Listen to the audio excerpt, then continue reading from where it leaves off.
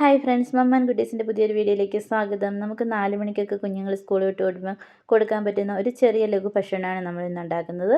അവൽ മൊരിച്ചാണ് എടുക്കുന്നത്. അതിനായിട്ട് ആവശ്യത്തിന് അവൽ ഞാൻ എടുത്തു വെച്ചിട്ടുണ്ട്. അതോടൊപ്പം തന്നെ തേങ്ങ, ശർക്കര, ജീരകം, ഏലക്ക എന്നിവ ചേർത്ത് നന്നായിട്ട് മിക്സ് ചെയ്തെടുത്ത് മാറ്റി വയ്ക്കുക. ഇനി നമുക്ക് അവൽ നമ്മുടേത് ഒന്ന് നന്നായിട്ട് മൊരിച്ചെടുക്കണം. അതിനായിട്ട് ചട്ടി അടുപ്പത്ത് വെച്ചിട്ട് ഞാൻ സ്വല്പം നെയ്യാണ് ഒഴിച്ചത്. നെയ്യില്ലെങ്കിൽ നമുക്ക് വെളിച്ചെണ്ണയാണെങ്കിലും മതി.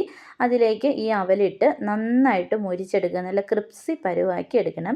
സാധാരണ നമ്മൾ അവൽ നനയ്ക്കുമ്പം ഒരു കുതിർത്ത പരുവത്തിലല്ലേ ആക്കുന്ന അവൽ, അതല്ല. ഇത് നമ്മൾ അവൽ പൊരിച്ചാണ് എടുക്കുന്നത്. നല്ല ക്രിപ്സി പരുവാക്കണം. കുഞ്ഞുങ്ങൾക്കൊക്കെ വളരെയേറെ ഇഷ്ടപ്പെടുന്ന ഒരു ലഘു ഭക്ഷണമാണിത്. സ്കൂൾ വിട്ട് വരുമ്പോഴൊക്കെ കൊടുക്കാൻ ആ ടൈമിലൊക്കെ അവർ കഴിക്കുന്ന സ്വാദിഷ്ടമായ ഒരു ഭക്ഷണമാണിത്.